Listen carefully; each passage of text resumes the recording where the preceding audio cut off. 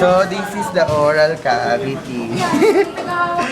So, baba siya. Eh, kanina pa yan. Baba siya sa esophagus.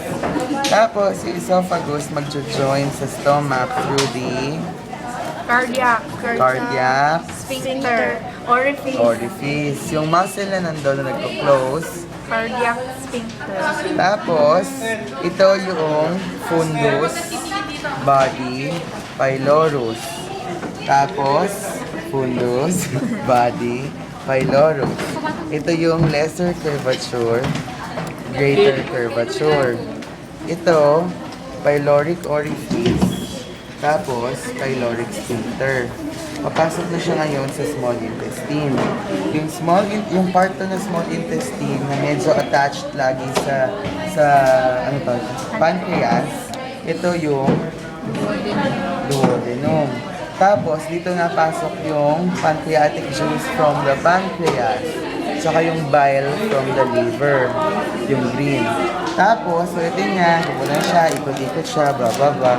Tapos, pupunta na siya ngayon dito sa large intestine, pero itong huling part, ito yung ileum. Tapos, ito yung ileocecal valve, kung saan sila nag-meet, kung ano yung pwedeng mag-close. Ito, ileocecal valve. Tapos, pagdating dito, ito yung opening papuntang appendix. Ito yung appendix.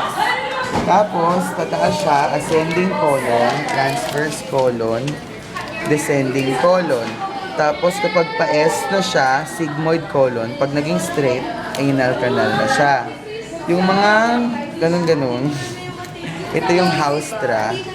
Tapos, ito yung taenia coli, taenia. Tapos, pagdating dito, yun nga, anal canal na siya. Ito yung internal sphincter, internal anal sphincter, saka external anal sphincter. Ang internal, smooth, so meaning involuntary. Ang external ay skeletal, meaning voluntary siya. So, ito, kung gano'n, titingnan mo. Yun lang. Thank you.